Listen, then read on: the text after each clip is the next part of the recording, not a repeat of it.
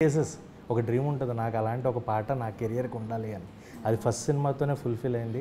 So how you feel about the song? Very grateful చాలా. Actually Vijay sir మ్యూజిక్లోనే ఎప్పుడూ అనుకునేదాన్ని, అంటే దీప్తి సినేనావి రీల్స్ అంటే లైక్ మ్యూజిక్ వీడియోస్ వచ్చేవి కదా, ఏదో ఒక మ్యూజిక్ వీడియో నాకు ఇష్టం అలా చేయడం. సో అదేంటో ఈ సినిమా ద్వారా విజయ్ గారే ఇదంటే అసలు వెరీ నాకు అసలు అమ్మో ఓకే అన్నట్టు అనిపించింది.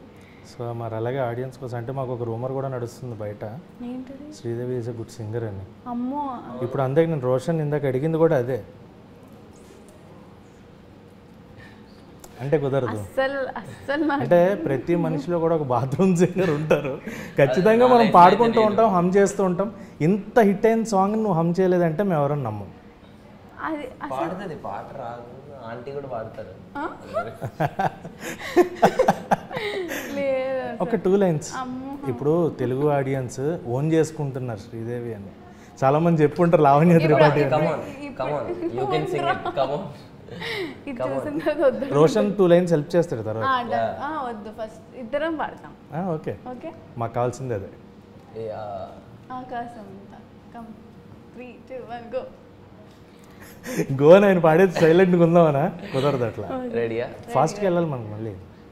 3, 2, 1 గో.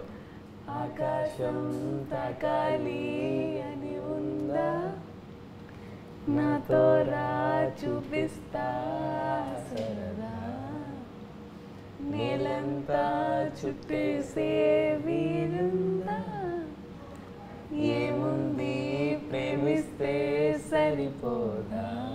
సూపర్. మరి ఇద్దరిలోనూ బాత్రూమ్ సింగర్ కదా, చిన్న కవర్ అంటే కొంచెం డిస్క్రైమర్ వేసి అది డిస్క్లైమర్ అక్కర్లేదు, సూపర్ ఉంది, సూపర్ వాయిస్ ఇద్దరిది కూడా. నువ్వేమన్నా ట్రై చేస్తావా సింగర్గా? బాత్రూమ్ సింగర్ లేదు అసలు, కానీ నీ వాయిస్లో బేస్ ఉంటుంది, సింగింగ్ వద్దు. యా